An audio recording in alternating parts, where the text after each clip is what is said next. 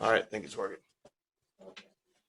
Okay, this section, it's just, this is almost like the perfect section in John, and we're going to see that the parallels are the same.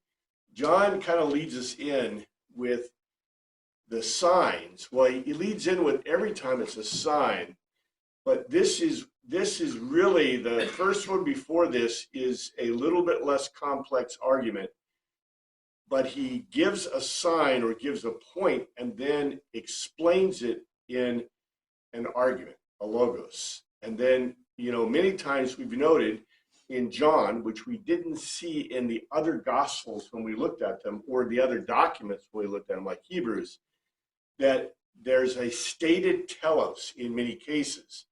And we're going to see that. Some of the stated telos, if you look at them, they're not what we would think of as a stated telos. We want to see Jesus sit there and give us a conclusion like, and this means so and so and so, but he doesn't do that.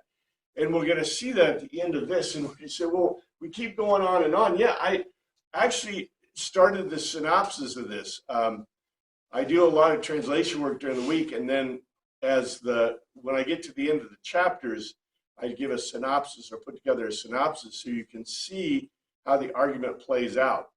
And this argument is a very, very complex argument, which really astounds me that it astounds me. You'd think that this would be taught in a Greek.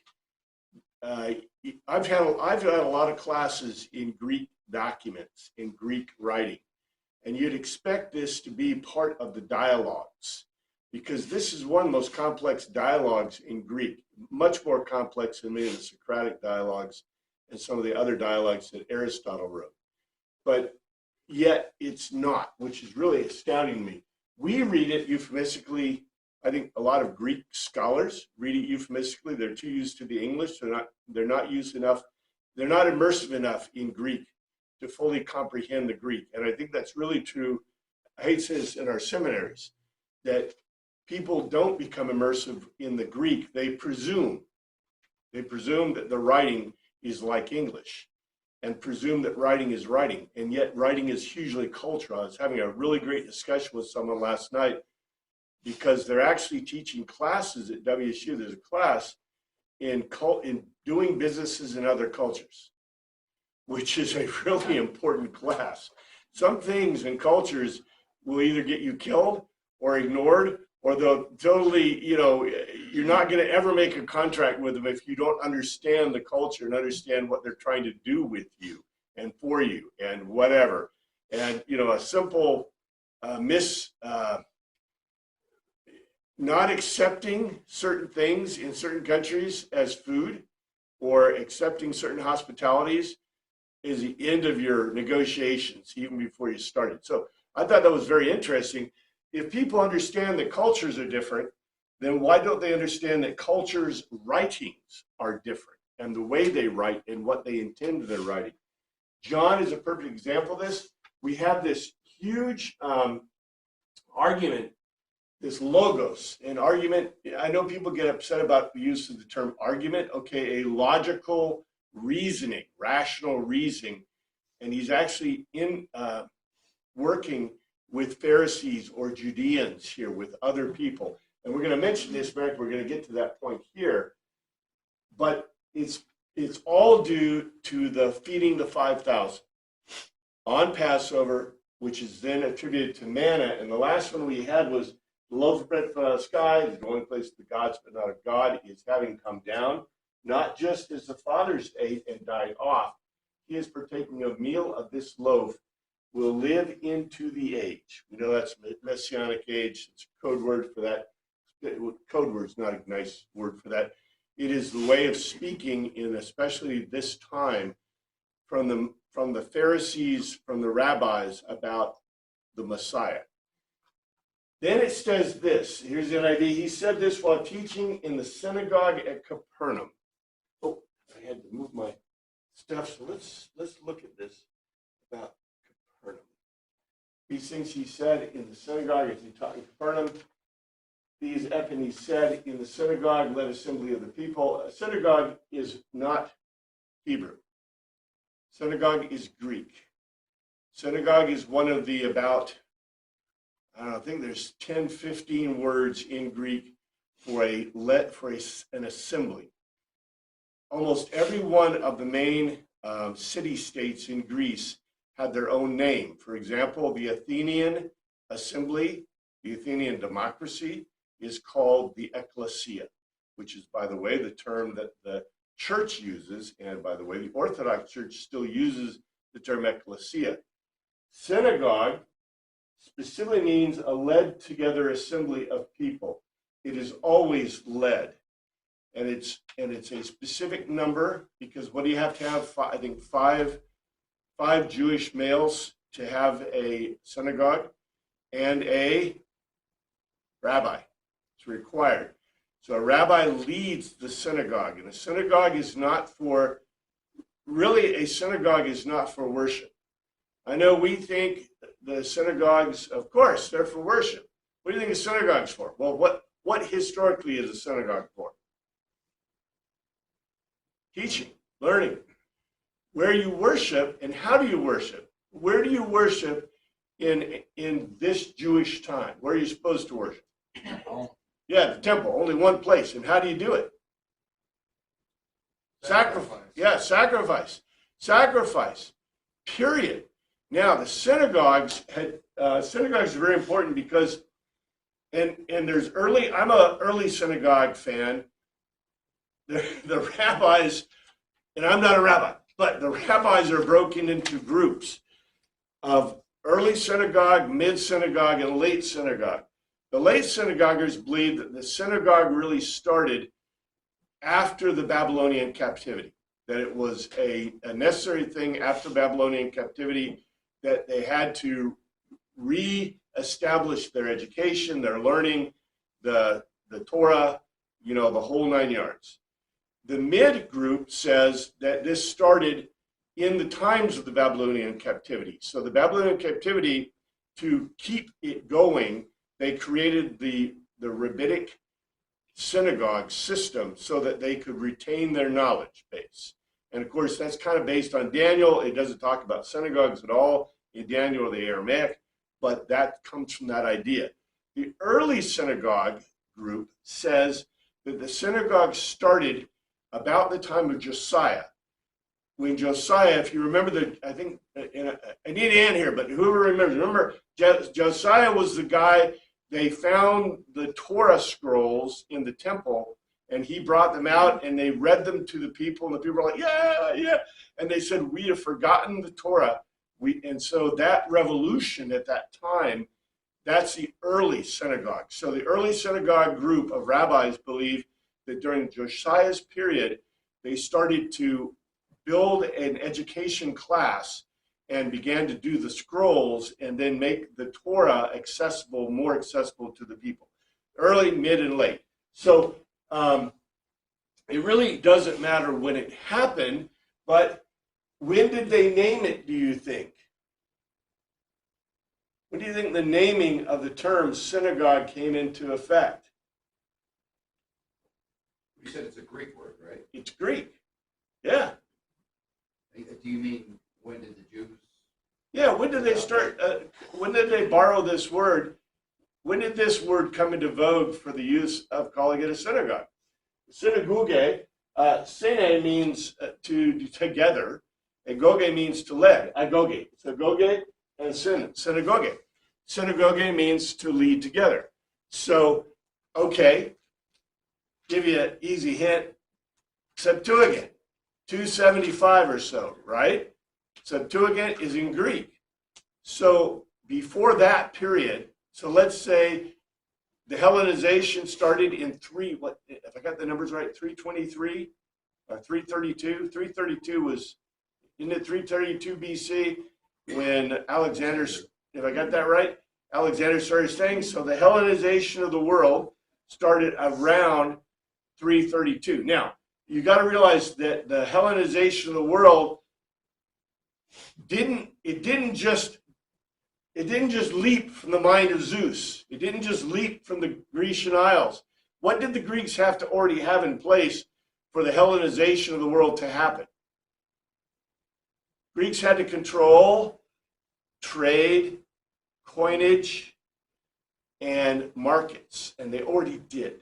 They really had a very strong control. So when Alexander leapt fully armed from the mind of Zeus and went out into Macedonia, he basically captured, he was the king of Macedonia. He had to actually capture Macedonia, but he captured all the Grecian area. He moved out into the Levant, into Egypt, captured Egypt. He moved up from there, started going to the east and captured parts of Persia and India. When he did that, there was already trade structures and structures. People were already moving into Greek, but the Hellenization of the world occurred, and that's about the time, we don't know exactly when, but we believe that synagogue began to become analogous in the Hebrew world for the synagogue, for the rabbinic led together. We don't know what they called it before that, but the Greeks loved to call their learning centers. Remember, they had lyceums, shola, what's the other one? Gymnasium, lyceum, and shola. They loved to call stuff by specific names, which meant specific things. The same thing's true of their led assemblies. In any case, this is what it says. These he said, teaching in led assembly of people in Capernaum. All right. Why? What is the only reason? I've got my notes here, but how is the only way that he could be talking in a synagogue in Capernaum? And they're going to call him it in the next thing, as a matter of fact. He's a rabbi. Well, not just a rabbi. Where did he live? There. In Capernaum. Yeah. Well, we like to think, for some reason we've got this mental thing. Probably because, remember, Jesus said, the Son of Man, the foxes have their holes, whatever, and birds have their nests, foxes have, but the Son of Man has no place to lay his head. That was a saying. I'm not sure it's a correct saying. We need to translate it from the Greek to find out what it really says. But we take that to mean that he didn't have any home place or place to live. But we know he was born in Nazareth. But then where did he have his house, his place? We don't know if he had a house, but all his disciples were in Capernaum. Yeah, we see that in John. Capernaum is his place. Merrick, when the 5,000 went looking for him, where'd they go? Capernaum. And so he's in Capernaum. Well, how? Okay, look. If you're the rabbi of Capernaum, do you let some stray rabbi come into your place and teach the people? No way. It don't happen. Remember, it's a led assembly. So who's the leader? The rabbi, right? They didn't have a call process like we do, but they still did it, right? And you had to have the agreement of the group of people. So you had to have 5, male family leaders, basically, to set up a synagogue and keep it going. So this means the reason he said this. Now, why do you think it doesn't necessarily say that? Why did it say right out? Because Jesus was the rabbi for Capernaum, he said these things. It's yes, beautiful. It is obvious to the readers of the time. To us, we just go, oh, he came in on a contract, right? To give he's a guest speaker. He's the interim guest speaker, right? No, he was given a seminar, right? He's given a symposium, a seminar, like he did up to the 5,000. Literally, he gave a symposium to the 5,000. So I guess he was a guest speaker, but not really well paid. Yes, sir. But look at later. Paul is going to synagogue to preach. Yes. So is it conceivable that as Jesus moved to the countryside, he went to these synagogues and, for lack of a better term, was the guest speaker? I don't know. Yes, he could have, but think about this. You're the rabbi, okay?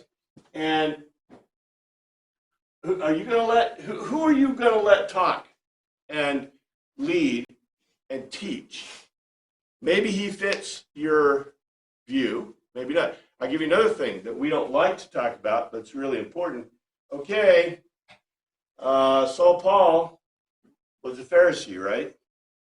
Now, Jesus was not a Pharisee, but if you're playing in the rabbi synagogue, if you're playing in that group, who are you affiliated with? The Pharisees. Weren't the Sadducees the rabbis? No. Or do I have that upside down? You got it backwards. That's not your fault, okay? We don't ever talk about this. Usually don't talk about this. Why? Many times people don't know it, but it's just it's not difficult. It's just very interesting. The Sadducees are the priests. The Sadducees do not agree with the Talmud or the Mishnah. They're totally against that. They only believe in the Torah. They're supposed to believe in the Tanakh, but they're a little bit waffly on the Tanakh. So the priests are the Sadducees. And if you're a priest, you are a Sadducee, period, dot. That's why I make the comment that they got John the Immerser.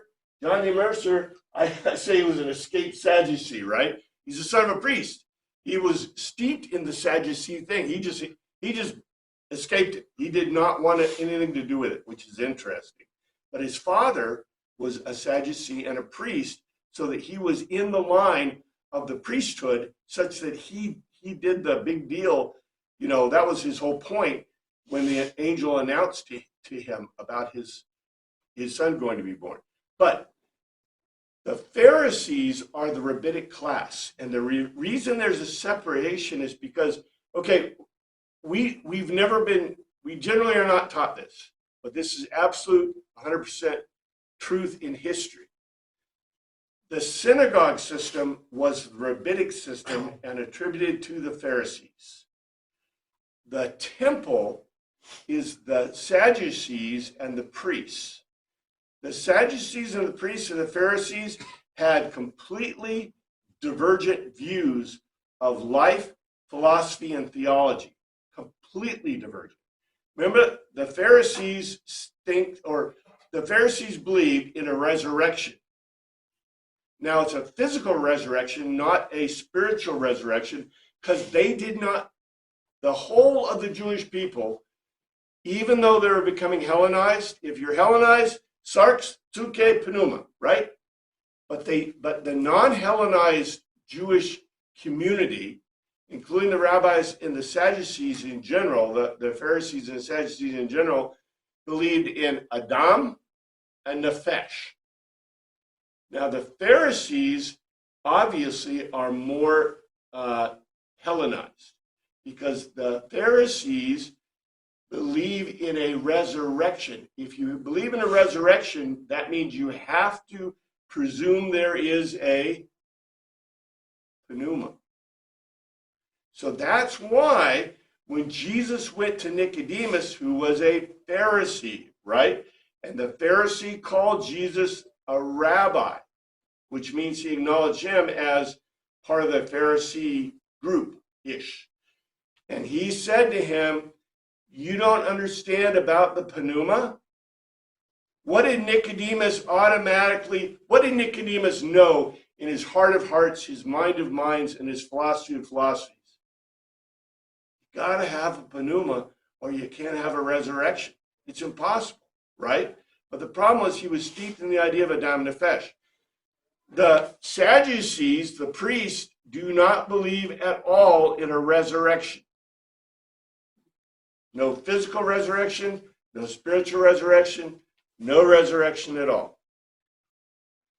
So these are very divergent groups in philosophy. Yes, sir. I'm just thinking that the two groups kind of needed each other, but they were not very compatible with each other. So the Pharisees still worshiped at the temple, where they needed the Sadducees to perform the rites and things like that. And the Sadducees needed the Pharisees so that people would understand the Torah. Yep. So, yeah. Well, and the big problem you got is, okay, remember the old English saying, the one who rocks the cradle rules the nation? Well, who controls the education system here? It ain't the Sadducees. And by the way, where are the Sadducees? Oh, they're gone. You know, every Jewish person wants to be Cohen, and about 50% plus of the names is Cohen, because Cohen means priest. And so, you know, they may or may not have a blood of a priest in them at all, but remember, in the Hasmonean dynasty, the Maccabees wanted to be considered priests, right? We're not even sure if they were Levites, but they might have been, they probably were, but they weren't Aaronite priests, so that they could not be priests. Anyway, this stuff, you know, I usually at the beginning of a class, and I think I went through the history of the stuff again, Tamler's reminding me, boy, that was a long time ago. You know, I'm not going to go through every chunk and bit of it, but I think it's really pertinent to note this, that, you know, this really, you know, the fact that Jesus is talking to the synagogue, in the synagogue, and by the way, they're going to call him a rabbi again very soon in this section. So it's affirming what everybody knows, but we don't. We're just reading it and going, oh, okay, well, whatever. He's guest speaker, et cetera, et cetera. But these are deep, indelible things that we need to immerse ourselves mentally in to understand. I know they're difficult to kind of understand. Anyway, and then we get this section, and like I told you, I leave these things in. This is not a different section. This is the same section, as we will see. On hearing it, many of his disciples said, this is a hard teaching, who can accept it? That is about him being the bread of life and basically him claiming to be God. Many, therefore, of the disciples, when they had heard this, said, this is a hard saying, who can hear it? Many, one, according to certainly, having heard, ton, the learners or disciples. Okay, I'm going to mention this, is very important. Aton of him, they said, skaleros, dry, hard or rough, is the logos, hotos, who, which, why, dynameto, who is powerful enough to hear. Okay, number one, we had 5,000. What are they? Disciples. They followed him. There are 5,000 of these people. They're disciples of him. You don't have to call them disciples to know they're disciples. And guess what? They're still following him. It didn't say anywhere that they had left. 5,000 of them with their wives and children followed him, obviously from Jerusalem. He fed them. They followed him to Tiberias and then went to Capernaum because that's where he's the rabbi. And now they're filling the synagogue. How they get 5,000 people in a little synagogue at Capernaum, I have no idea, because it wasn't that big at Capernaum, you know, a big a thing. Maybe he was having meetings in a tent or outside, right? The tent meeting. Anyway, accordingly, many from out of his learners, having heard, they said, this logical argument is dry. It's hard or rough. Who is powerful to hear it? This is interesting in itself, but you know, you get the impression, and I don't think it's a wrong impression, that Jesus did this sign for the 5,000. Is he willowing down his disciples on purpose? Maybe, maybe not. I think he is expressing the truth, and the problem is with the disciples. Remember, his point was, why are they following him? Get food, right? Yeah, I get, you know, it calls the fish relish, which is really funny, but you have bread and relish. So cool. Give me a little fish, give me a little bread, and I'll follow you anywhere, right? So aware that his disciples were grumbling about this, Jesus said to them, does this offend you? And by the way, what does this sound like? In fact, we had this if you were at the service already for the Easter service, who was grumbling in the wilderness? You remember that? And by the way, this said, this is the Passover, and what was the other thing? The manna, right? The manna from heaven. Am I getting parallels here? Okay, so they're grumbling. They were grumbling about this. Jesus said to them, does this offend you? Okay, let's see what it really says, because that's a really interesting word from Jesus. When Jesus knew in himself the disciples murmured at it, he said unto them, doth this offend you? All right, let's see what the Greek says. I'm not sure I like the thingy here. I'm not sure it's a TV, but whatever, the new thing. Edios. He's seeing with physical eyes. He doesn't need to contemplate. He sees with physical eyes.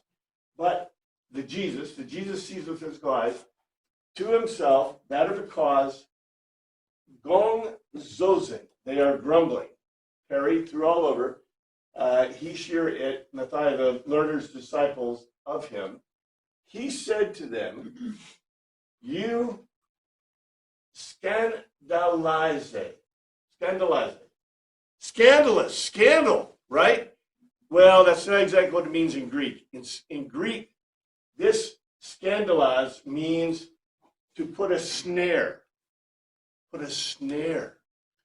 There's a lot of difference between offend and put a snare. Isn't that interesting? You know, like I told you, Greek is concrete. It's probably the most concrete language. Ancient Greek is probably the most concrete language that ever existed. And so it's really interesting the words get used. Jesus, I believe, means this word, snare, very concretely. But Jesus, seeing with physical eyes into himself that his learners are grumbling about it, he said to them, it puts a snare in your way. A snare catches you, right? Now, do you remember he said about dragging? I don't know if we get to it or we had it before, but he said that the only way for you to be convinced of the Son of Man is that God must drag you to him. Drag you to him. Remember that? I put a snare. I capture and drag. In other words, this is a multi-meaning statement from Jesus. If I snare you and drag you, I capture you. Also, if I snare you and you're not coming, you know, you're separated from the ideas. So what's the dependency here is the ideas. As I said before, you can take a horse, you can drag a horse to water, but you can't make him drink, right? So God can drag you to Jesus, but if you're not convinced, it ain't going to happen. Anyway, I think that's really interesting because, you know, we read this and we go, they were offended. Well, some of us might be offended with the idea of eating and drinking of Jesus. You know, that's been a constant, what do you call it? Not a hypocrisy, but a criticism or a complaint about Christianity. Yeah, we're cannibals. Yeah. Yeah. Anyway, then what if you see the Son of Man ascend to where he was before? Okay. Now what does this say, right? What if ye shall see the Son of Man ascend up to where he was before? Okay, this is a trick. But let's see what it says in Greek. In case that, owner accordingly, you are a spectator of the huan of an offspring of the anthropo, man-faced human or man, Anna Benonta, going up, whatever where he was, the protan, before formally. We got some really cool words here. Theater. Theater. That's where you get the word theater. It means to be a spectator. Here's the translation. Okay. We're having a mess with this before. Accordingly, in case that if you are a spectator of the offspring of the man face, going up whatever where he was before. Okay. I know this is a little bit confusing, but remember, Jesus at the beginning of John, you got to remember way back at the beginning of John, Jesus claimed, or John claimed, that Jesus did not come down from the Oranos. And we know that's true. Jesus was born into the Oranos. That's the big deal. That's a huge deal, which will play out in other arguments later on in John. But Jesus made the claim, right, about the manna and about God. In other words, he made the claim that he was basically like God. Therefore, we know euphemistically, but yes, having a presence in creation, which includes the Oranos, and in the cosmos altogether, right? And he was the manna that came down, still part of the cosmos, but created by God. These are just, huge ideas that are related in this whole argument, this whole logos. In this one, Jesus tells them something. Do you see what this goes back to? Remember, what was the sign? He fed the 5,000. The feeding of the 5,000 was called like the manna that came from God. In other words, what did they already see? They saw Jesus descending upon them as manna in the wilderness. So what Jesus is doing is it's like a recursive, it's not a recursive argument, it's like an argument where you go, well, you already saw this. But do you want to see, you want to be a spectator of the offspring of the man going up to wherever he was before? Guess what? What did you already see? You already saw the equivalent of that, right? It's a parallel. You saw this already occur. So it's almost like a joke. We don't consider it a joke. It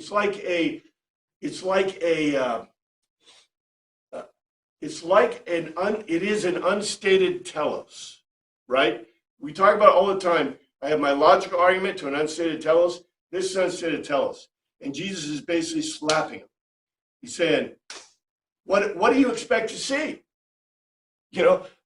I fed 5,000 people. What does that mean?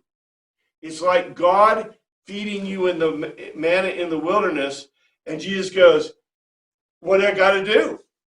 Go up to heaven and bring down food, manna, right? This is an unstated telos, and it's a beautiful conclusion. The Greeks would go, can you see the Greeks hearing this?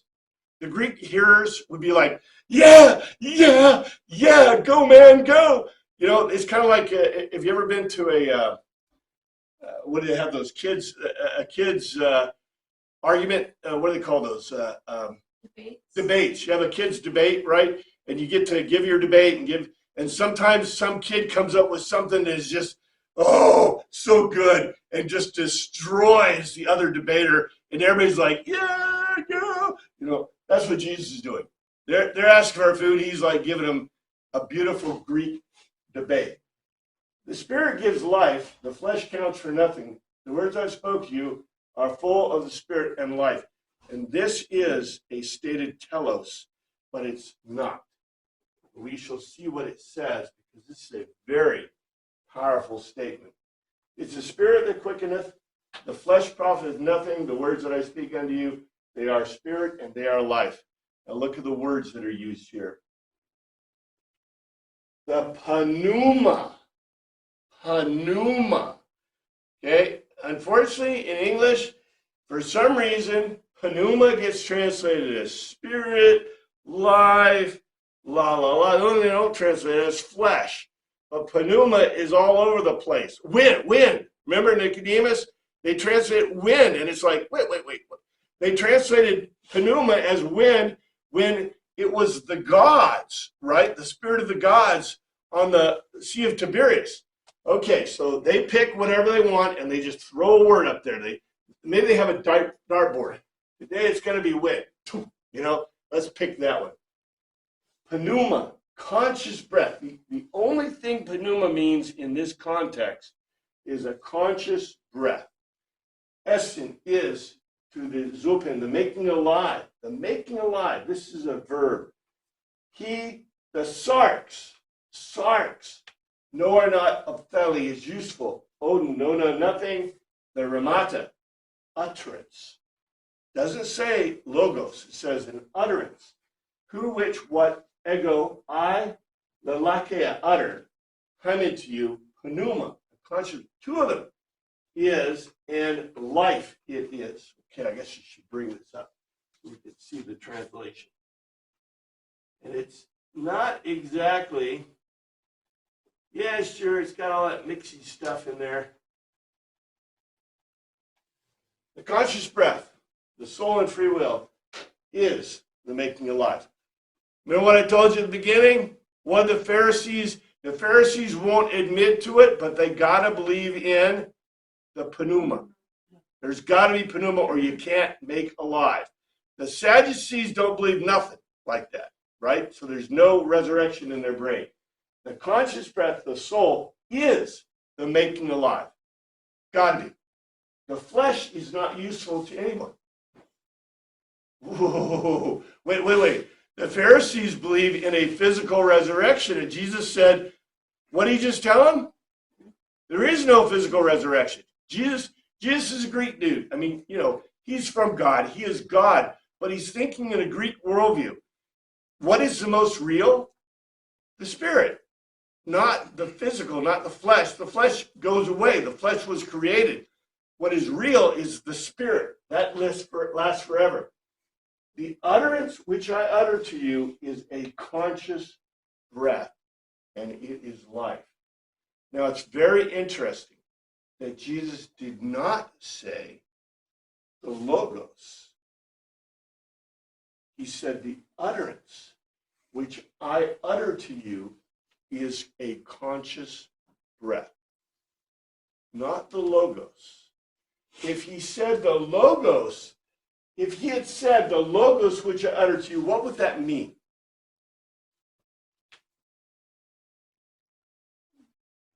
It's a dependency.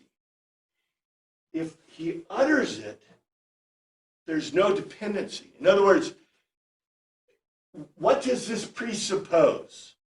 The conscious breath is what? So I say to you, if I said to you, the logos which I logos to you is a conscious breath. What is the dependency that you have to do to get that conscious breath? You have to be convinced, right? On the other hand, if God says, the utterance which I utter to you is a conscious breath, what does that mean? It's not dependent on me. It's not dependent on you. It exists no matter what. This is what he told Nicodemus. Remember? This is what this whole point of the Pharisees is. The conscious breath is the making alive. What does that mean? That means that everyone has the pneuma, right? It's not a given. It is, you have a pneuma because you are alive. You are a human being alive. God already gave it to you. And who gave it to you? The utterance which ego. Yeah. So he has to be God. Mm-hmm. He just claimed again, over. It's like John, no, I don't think it's John.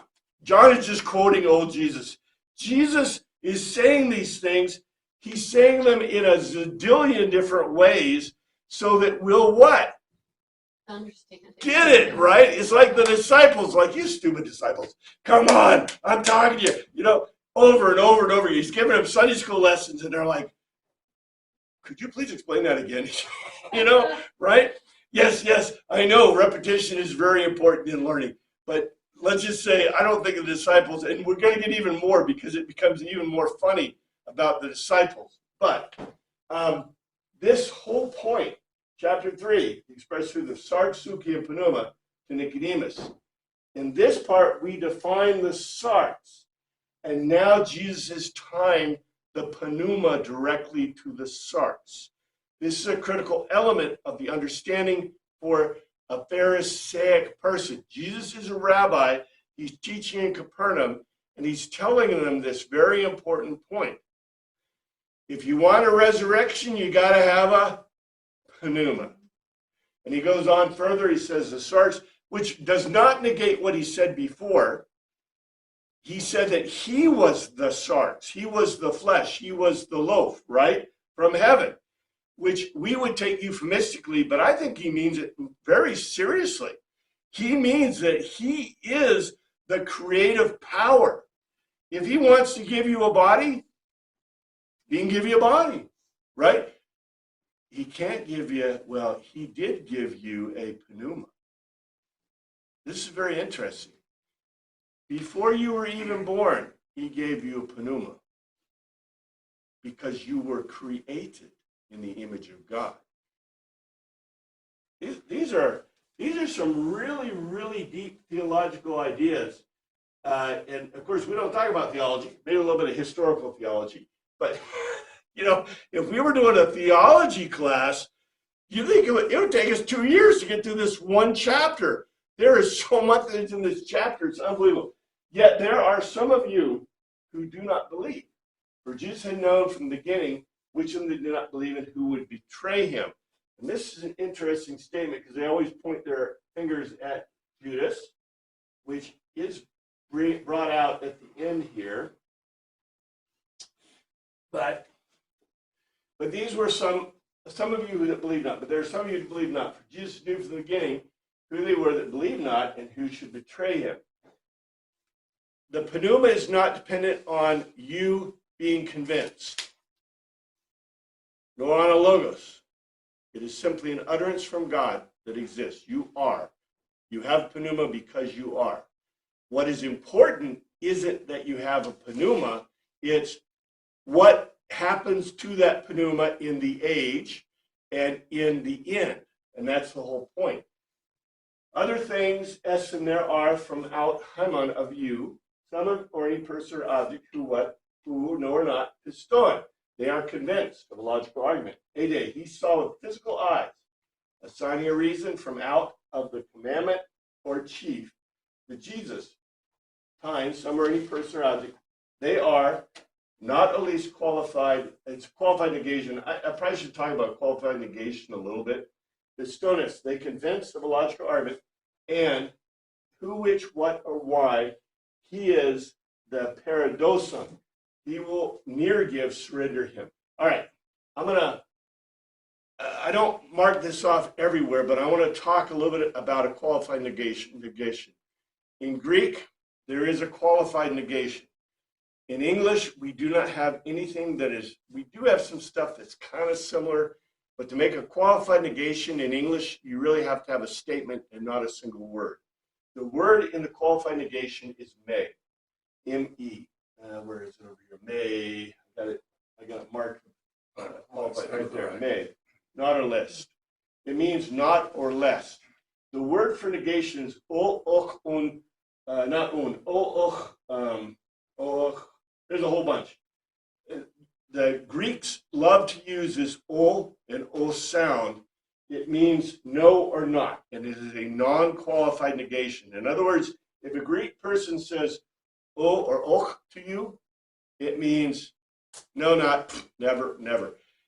We saw, though, that they used it with u or uch me. Uch me, do you remember that? And I told you, it's a double negation. In English, we'd say, oh, it's double negative, it means a positive. No, no, no. In every language except English, I don't think there's any other language in the world where double negative means automatically a positive.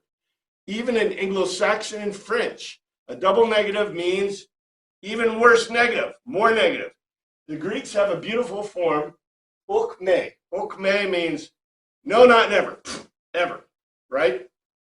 They use a qualified and a non-qualified negation. In other words, a non-qualified negation means it can never happen. A qualified negation, what does a qualified negation mean? Just thinking about it. It could happen with these circumstances. Conditional. It's conditional, exactly. Remember, Greek is like your Boolean math. Many of you know what Boolean math, well, you know what and or, right? Nor statements and all that stuff in computer. You guys all know about that stuff, right? So Boolean math is where I do and or. And Boolean math is where a negative and a negative equal a positive. A positive and a negative, two positives equal a positive. Positive and negative equals a negative, la, la, la, all that stuff, right? That's Boolean math.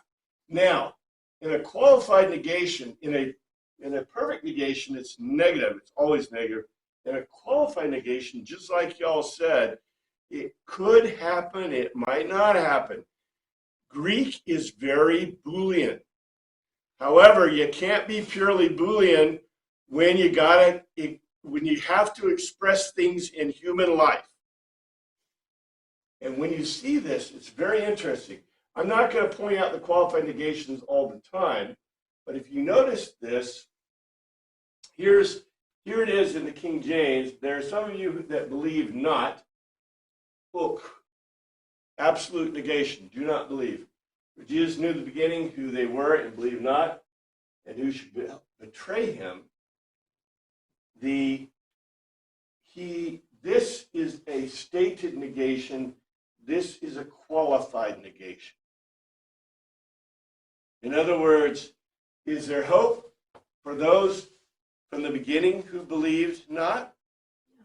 Yeah, the presumption is, guess what? Everybody was not convinced at the beginning. What's happening to them? They're slowly being convinced. So there's even hope for the end. Let's see what it says in the total translation together. Contrariwise, there are from out of you some who are not convinced of a logical argument. In other words, you're not convinced. You're not going to be convinced. Assigning a reason, Jesus saw with physical eyes from out of a commencement. Some are those not qualified negation convinced of a logical argument, and who he is, he will near give surrender him. Near give, that's our classic one. There's more to this, but whatever. He went on to say, this is why I told you that no one can come to me unless the Father has enabled them. He didn't say enable them. He says unless the Father drags them. Drags them. But yet, remember what I told you? God can drag you to Jesus, but he can't make you be convinced. That's why this qualified negation. Greek is very interesting and a beautiful language. Like I said, it's very concrete. And then he said, therefore said I unto you that no man can come unto me except it were given unto him of my Father. And Elegan, he was making a logical argument through dia, he, she, et, Raika, I have uttered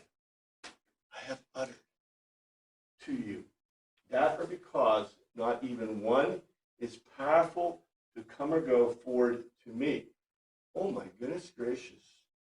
Did they, see, there's more to this. Did they may, in case that if may not or least qualified negation, it is the domain, it has been given to him from out or from among of the Patros.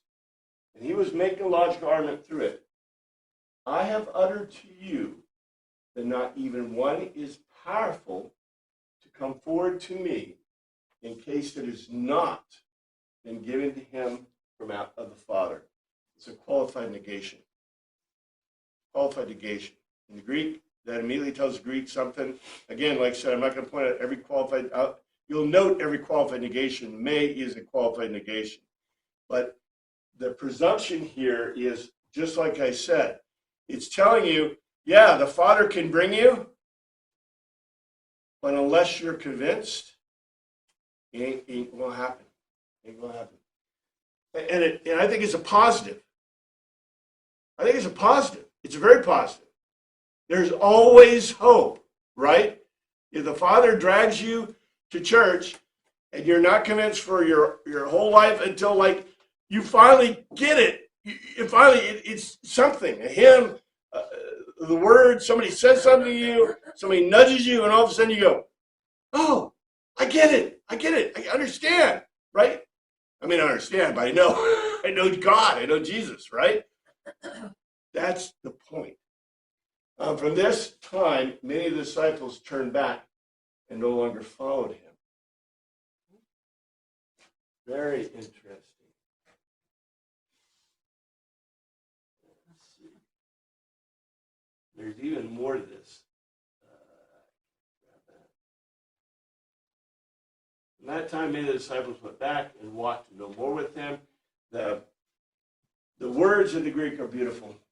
From that among ek Toto Ishie Pole, many from out or among the Matheon, the learners, the disciples of him, went off, ice toured to the back, Opiso, to the back.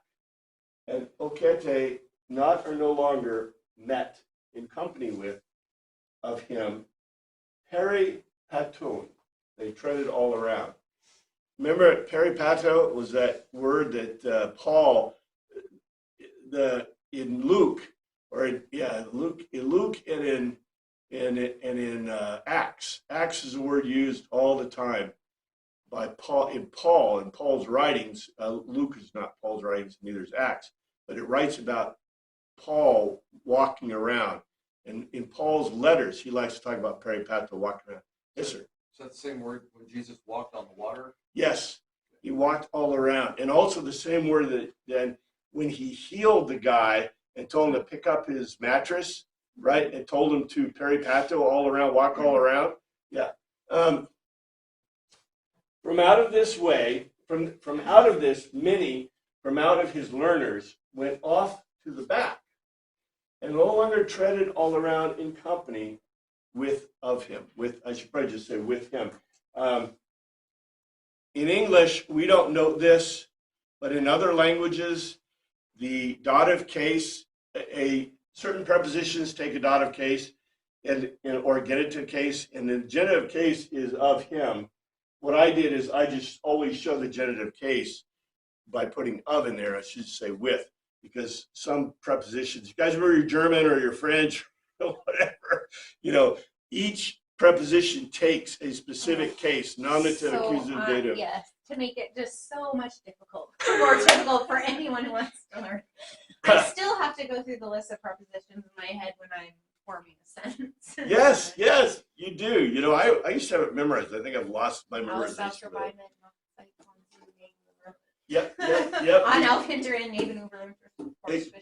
Yeah, and Unter and whatever, the two ones that are genitive prepositions, there's two genitive prepositions in German. Anyway, whatever. It's funny, 666, right? Around many of his learners, disciples, went off to the back. Went off to the back. Were they, Out of the crowd. I get that. were they still following? Well, yeah. You're wondering though, right? Hopefully he went from 5,000 to less, because 5,000 people wandering around behind you is kind of rough. But where did they go? That means they went back to Jerusalem, went back to their homes, or does it mean they were still hanging? Is there still hope? I don't know. I thought it was kind of funny. But I do love the Greek, the Greek word meta means in company with or with, but it really means in company with. It's very concrete in that sense. It doesn't mean just with anything. It means in company with someone. So, and then, to walk all around. Just fun, really fun stuff. And I said, this is not just named to the people from Capernaum. This is the 5,000. We started with the 5,000. We haven't ended with the 5,000. There's still 5,000. Some of them gone back, maybe to the garage, back to the back crowd. I don't know. Do you not want to leave too? You do not want to leave too, do you? Jesus asked the 12. That's a very English construction. Greek could never handle that construction. Let's see what it says. Then Jesus said to the 12, will you also go away? Okay, that's closer. He said, according to certainly the Jesus, to the Dodeca, the 2 and 12. Remember, these are ancient languages, so I love it. 6 is 5 plus 1. 2 is 2 and 12. Of course, in German, it's I think German has 12, so it's its own. But in English, right, 12 is its own. It's not really 2 and something. But ancient languages tend to be this way. Not a qualification, and hymus you, telete, desire, to lead under. To lead under. Accordingly, Jesus said to the 2 and 12, and you desire not to lead under, to withdraw, to lead under. This word, hyphagen, Greek is concrete. It literally means to lead under. So does he mean to lead under, like follow the others? Which I think is what the impression is here, but very difficult to convey in English. So specifically say, you know, the word to withdraw. In other words, go with the other folks. And then Simon Peter answered him. I don't know why we don't celebrate Simon Peter saying this, because Simon Peter, we'll talk about it, but this is not the brightest thing in the book to say. But Simon Peter answered him, Lord, to whom shall we go? You have the words of eternal life, which is cool, which is cool. We'll talk about this, see what I it mean, we says. sing that in our Part of liturgy. our liturgy. Yeah. Oh, yeah. The problem isn't what he said. The problem is the context that he said it. And I don't mean it negatively at all. I don't mean it negatively. I should have had the quotes here. Simon Peter answered, Lord, to whom shall we go? Thou hast the words of eternal life. He concluded for himself, to him, Simon Peter, Kyrie, supreme in authority, for to, who, which, what, actus solmetha. Will we go off aside or behind an utterance of life, perpetual you hold? Okay. Simon Peter Rock concluded for himself to him, supreme in authority, for to whom will we go off behind? You hold an utterance of life perpetual. Okay. You go back and look. What did Jesus say over and over and over again? Did he say an utterance of life perpetual? No, he said a logos of life perpetual. So already Simon Peter has got it wrong. He missed the entire point of the message. And guess what? Jesus said what? Life perpetual about what? 4 times, 5 times? So he got that part of the teaching. He got it. Life perpetual. He missed the other part about the bread of life. He missed part about pneuma, which was very important in the overall scope. But he did get this point about life perpetual, except he didn't say it right. He totally missed the point. If he had said, you have the logos of life perpetual, Jesus would have been patting him on the back and said, buddy, you got it. Yes, sir. Go ahead. Except a couple verses back, we just talked about where everybody has the pneuma because of an utterance. Right. Is he referring to that you hold our life in your hands, basically? You could see it that way if you're being really kind to Simon Peter. I think old Simon Peter just restated the obvious, but kind of didn't get it right. And John is showing us this. Now, the utterance, if he had said, you have the utterance of pneuma, I'll give him points, right? If he had said, the logos of the loaf or the logos of something else, I would have given him points. But instead, it's like he mixed them up, right? And so we get the typical Simon Peter. I think it's funny too. We always say Simon Peter, but to repeat his name twice, how many names they had? What do they call us? Mononomos. People in this area had one name. You know, Jesus ben Joseph Ek Nazareth, right? From Nazareth. That his last name is not Ben Joseph Ek Nazareth. That's where he lived, and that's who his father was, right? But his name was Yeshua. So Simon Peter, that's not his last name. He really didn't have a last name. That was the name that's the same thing, same meaning, basically. So he's Rock, or Simon Rock, right? But he did conclude for himself, to assume authority, whom will we go off behind? And he didn't say, who will we lead, or who will we peripato, or who will we, go alongside of. He says, whom will we go off behind? Follow. You're like, okay, you see there's a counseling session going to go on here with Jesus. I'm just saying.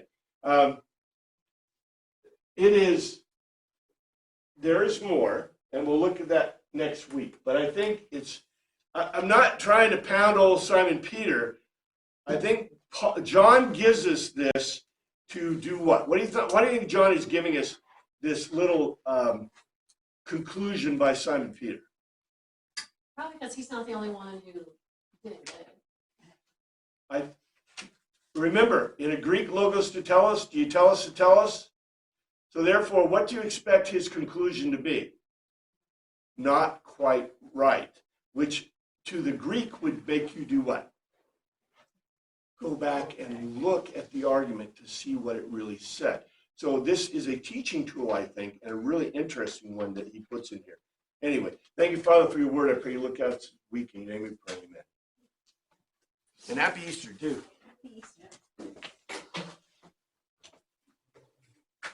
Such a beautiful service.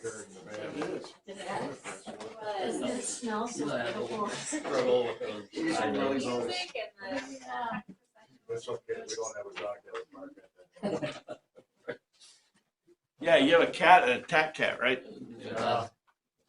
Actually, it's a Maine Coon, Oh, really? and he was a doctor